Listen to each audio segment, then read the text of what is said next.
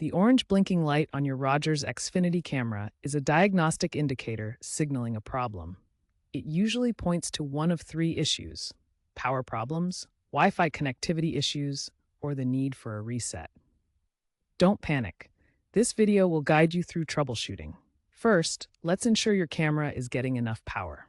Check that the power adapter is securely plugged into both the camera and the wall outlet. Make sure you are using the original Xfinity power adapter, 5 volts DC, 1.8 minimum.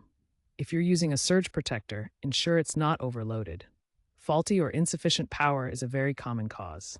If the power isn't the issue, let's check your Wi-Fi connection. The camera needs a strong, stable signal. Use the Xfinity app to check the camera's signal strength. It should be at least -60 dBm or RSSI.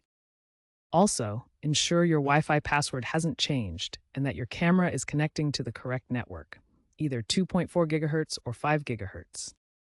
If problems persist, a reset might be necessary.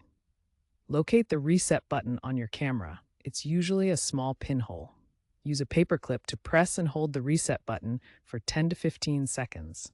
This will restore the camera to its factory settings. After the reset, you'll need to repair the camera with the Xfinity app.